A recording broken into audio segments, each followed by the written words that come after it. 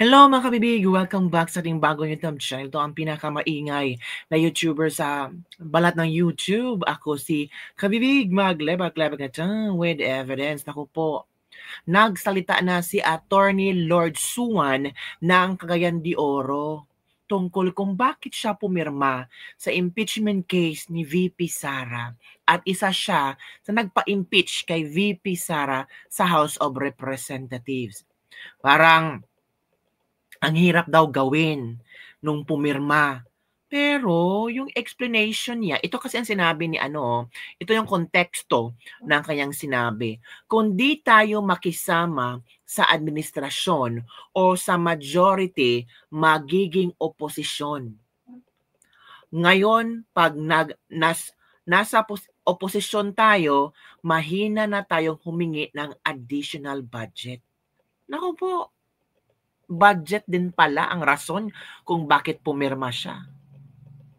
Kung i-analyze mo ang kanyang statement ba na kung magiging oposisyon tayo, mahihirapan tayo or mahihiya tayong humingi ng additional budget. Para saan yung budget? Every year may budget ang distrito mo. 'Di ba? At bakit nagawa ng ibang kongresista na hindi pumirma sa impeachment case ni VP Sara?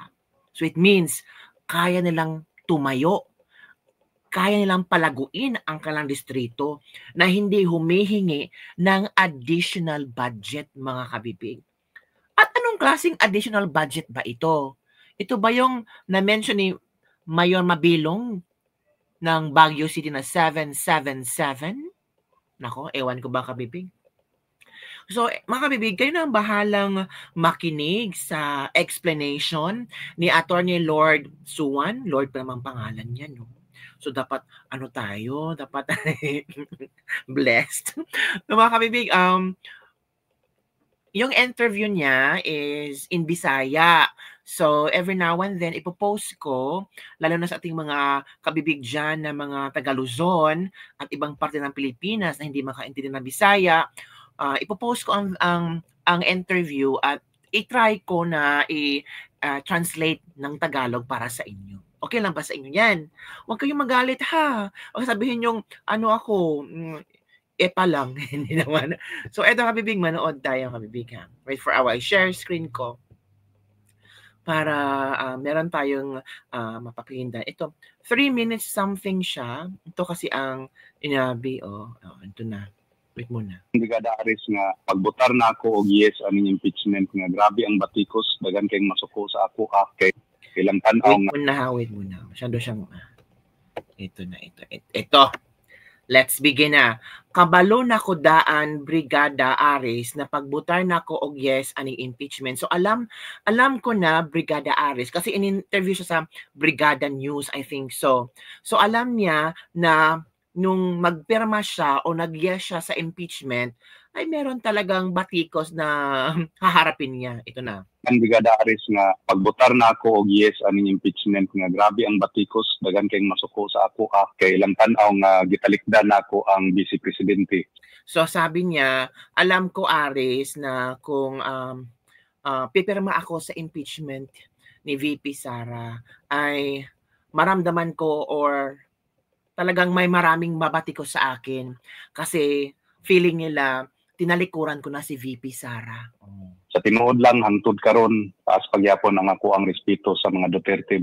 Sabi niya, sa totoo lang, mataas pa rin ang aking respeto sa mga Duterte. Aris. Onya bugati kay ni nga desisyon sa ako dili ni sayon sama sa ingon ka ganina na kung dili pud ta ani mo duyog sa administrasyon ug sa majority mahimo na tag opposition.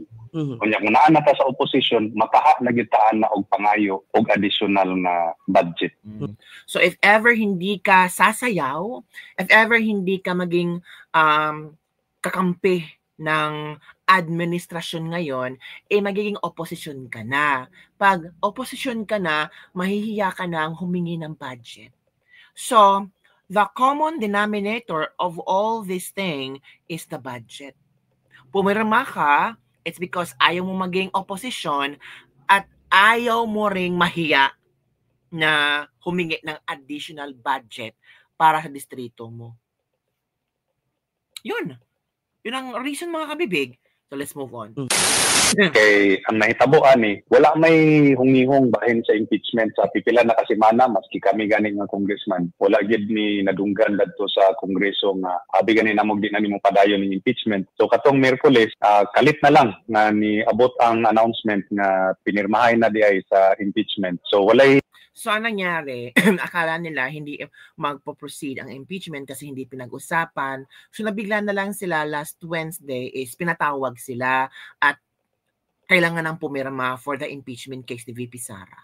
Nahitabo nga walay gisaad sa amo nga ihatag na suborno or dugang ayuda or project or sa baka nga budget. Walay gisaad yun sa amo.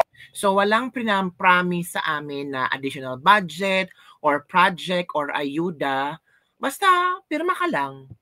Brigada Aris, daritso na lang ni pirma sa amo ang pangalan dadto kung mobutar ba mig yes or mobutar og no.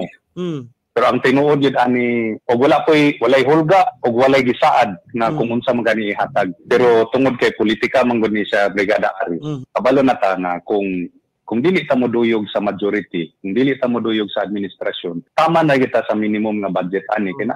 So, alam mo, Brigada Aris, this is politika. So, if hindi ka sasayaw sa administrasyon, is mahihirapan ka talaga sa budget. So, it means the impeachment is politically motivated. The impeachment is, sabi niya, hindi kami forced or nobody ever forced us to sign the petition. Pero kung hindi ka sasayaw para sa administrasyon, ay mahihirapan ka talagang kumuha ng additional budget. So it means, yung mga pumirma dyan, posibleng ayaw sa impeachment, pero iniisip nila ang kapakanan ng kanilang distrito na baka walang makuhang budget or baka hindi makahingi ng additional budget. Yun ang iniisip ng mga ibang kongresista dyan, mga kabibig.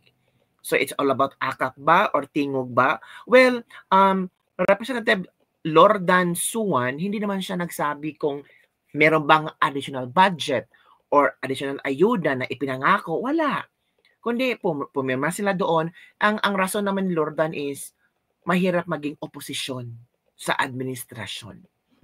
Maginay budget matag congressman. So medyo maglisod na ta na kung naa na ta sa opposition. Mo na mahitabo ana naa na ta sa opposition. So mataha na ta na og pangayo og kanang pangtabang sa katawhan. Labi na kaning mangayo bitaw og pang-hospital, mga inana. Kung naa na ta sa opposition, murag akong tanaw ana, medyo lisod na nga mangayo patag additional nga mga pabor.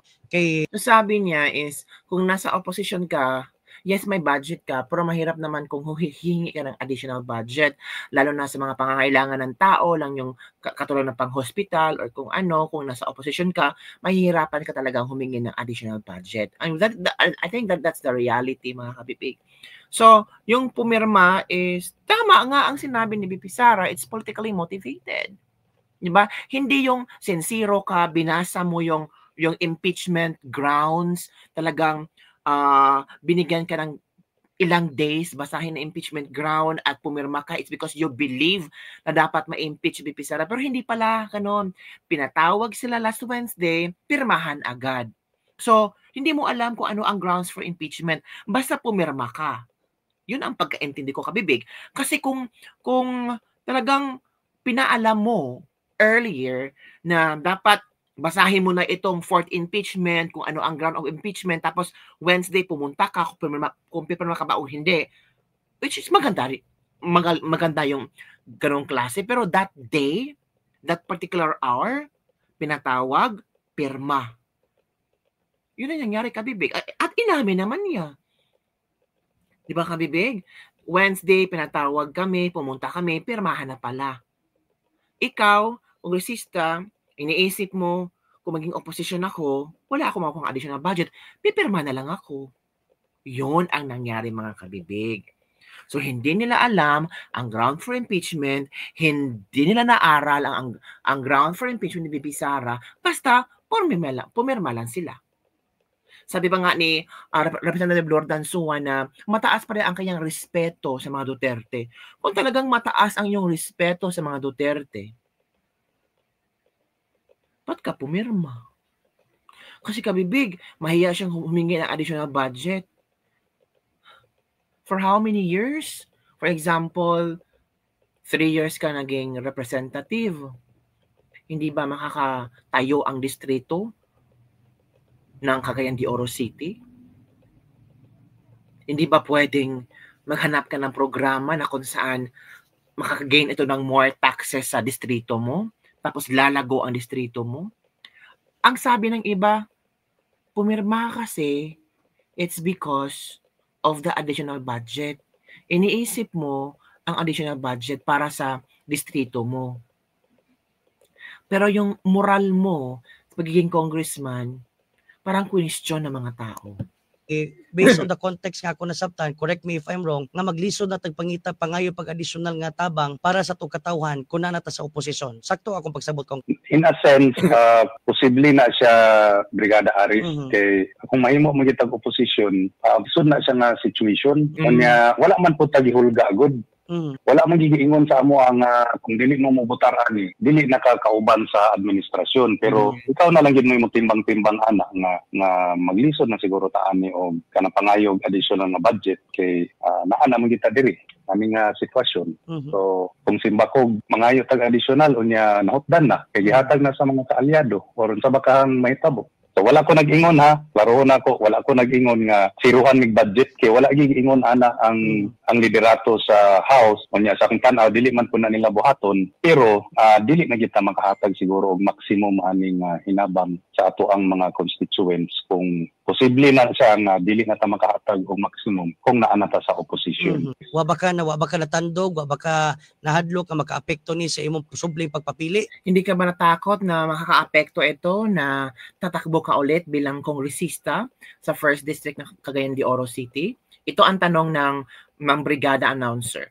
Pagka-kongresista ka nung malabot eleksyon? Matandog yun tani, maigo yun tani. Kabalo na ko daan, Brigada Aris, nga pagbotar na ako og yes aning impeachment nga grabe ang batikos, dagan kayong masuko sa ako kay lang. So alam na niya na talagang there's a possibility na talagang mababawasan ang botos niya. And alam naman niya na maraming magagalit sa akin, maraming magbabash sa akin kung bakit ako pumirma. So talagang once nang pumirma siya, i-embrace na niya ang consequences.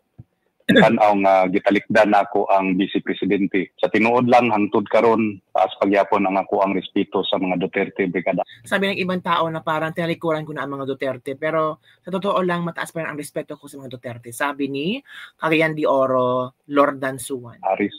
Onya bugati kay ni nga desisyon sa ako dili ni sayon, pero sama sa amo ang statement nga trabaho mong ginamo ni nga kung naay impeachment complaint among lihokon dadto na dayon na sa Senado ang paghukom ni ana. Onya sama sa akong giingon kaganina na kung dili pud ta ani mo duyog sa administrasyon ug sa majority mahimo na tag opposition.